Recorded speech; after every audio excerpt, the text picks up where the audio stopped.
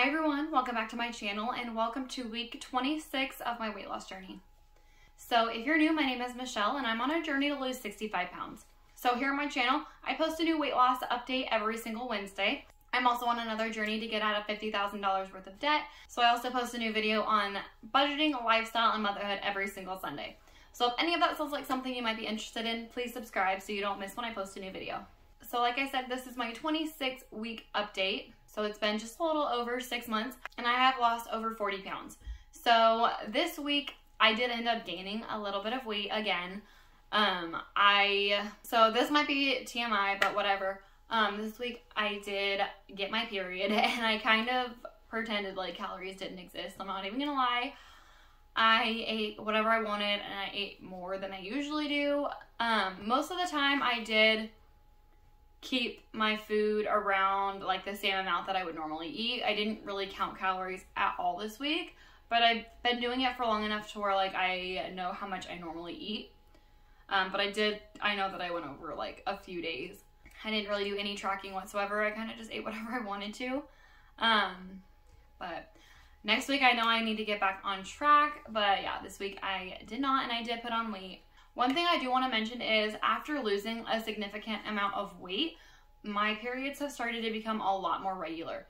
So when I first started this journey, I was about 10 months postpartum and I was still breastfeeding. So it's hard to tell like what was weight related and what was just like hormone related after having a baby.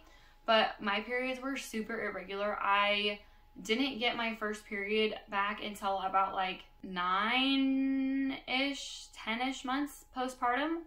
And then I got another one like 3 to 4 months later. And then, yeah, it was just super irregular. And it's been about 2 months now that it started to become more regular. Before I got pregnant with my first son, they would be about like 34 days long. And it seems to be about that again. So, and when I got pregnant with my first son, I was 134 pounds. So I did struggle to get pregnant with my second son. Because of super irregular periods, and I kind of at first thought it was just like my hormones were all out of whack after having a baby and it like messed me up that way, but I honestly think it was my weight because like I said, I got pregnant with my first son at 134 pounds, and by the time I got pregnant with my second son, we had been trying for like 2 years at this point, and I finally was able to lose enough weight to be like 154. And I was able to get pregnant at that weight. I had gained weight after having my first son, and I think that's why my periods were so irregular. I don't really think it had anything to do with like just being postpartum, because I know that weight does have an effect on like fertility and periods and stuff like that. So I am now 2 months in a row around like 34 to 36 days, which is what I was before. So I am starting to become back to normal, which is a good thing and also a bad thing because I kind of liked not having a period. Just thought I should throw that out there because I know that is a problem for a lot of women out there. So just wanted to update on that as well. But that's pretty much all I have to update on this week. Not too much happened. I just kind of like I said, had my period and just ate whatever the hell I wanted to eat. So like I said, I did gain weight. Let's go ahead and jump into the weigh-in portion. So when I first started this journey, I was 185.8 pounds. Last week I weighed in at 140.0, which is the lowest I've been in years. And today I weighed in at 142.4. So I did put on 2.4 pounds in 1 week, but I'm still down 43.4 pounds. So I'm still down over 40 pounds. However, I'm not down 45 pounds anymore, but that's okay because we're going to get back on track next week. It's okay if you fall off the wagon as long as you realize that you did and then you get yourself back on. So every single week I do my official weigh-in on my Renpho scale. So I will have this scale linked in the description bar down below if you want to check it out. I got it on Amazon for about like $32, I believe it was. This video is not sponsored at all. However, I do have affiliate links with Amazon, so if you do purchase the scale using my link, I would receive a small commission, which I do greatly appreciate. You obviously don't need like this scale to lose weight or do anything, but I like to use the scale because it measures like a whole bunch of different things that you wouldn't normally see if you were just using like a traditional scale or measuring tapes or anything like that. So the things that it measures a whole bunch of different things, but the things that I keep track of every single week is my BMI, my total body fat percentage, my subcutaneous body fat percentage, my visceral fat, and my metabolic age. So when I first started, my BMI was at 30.2. Last week I was at 22.8, and this week I was at 23.1.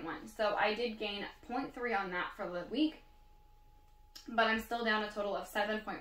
When I first started, my total body fat percentage was 35.5%. Last week I was at 24.0%, and today I was at 24.6%. So I did gain 0.6% in the last week, but I'm still down a total of 10.9%. When I first started, my subcutaneous body fat, which is the body fat around my muscles, was at 31.3%. Last week it was at 21.9%, and today it was at 22.4%. So I did gain 0.5% in the week, but I'm still down a total of 8.9%. So for my visceral fat, this is the fat around my vital organs. So when I first started, it was at 12. Last week I was at 5, and today I was at 5. So I didn't lose anything or gain anything for the week, and I am down a total of 7. And next up is my metabolic age. So this is basically just the age that my body thinks that I'm at. For reference, I am at 26 years old. When I first started, it was at 32. Last week I was at 25, and today I was also at 25. So no loss or gain for the week. And I'm still down a total of 7 on that as well. So that's everything that I keep track of with my Renpho scale. So next up, I do measurements with a measuring tape every single week as well. And the points of measurement that I always do is my mid-thigh, my top thigh, my butt-hip area, the biggest part of my belly, my waistline, and the biggest part of my arm. So when I first started, my mid-thigh was at 21 inches.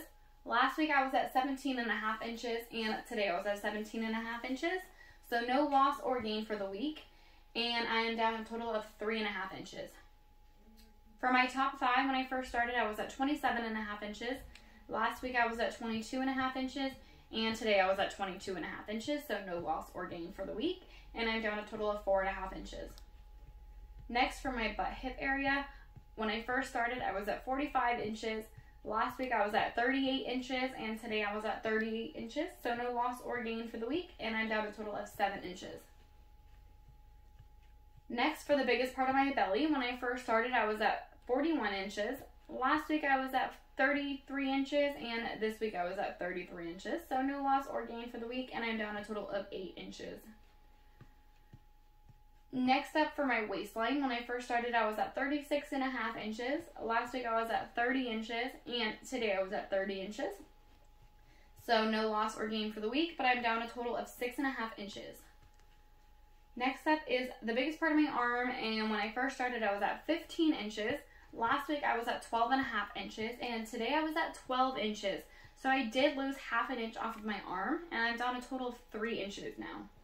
That is everything I have for my measurements. Thank you guys so much for watching. If you like this video, please give it a thumbs up. Don't forget to subscribe, and I'll see you guys next time. Bye.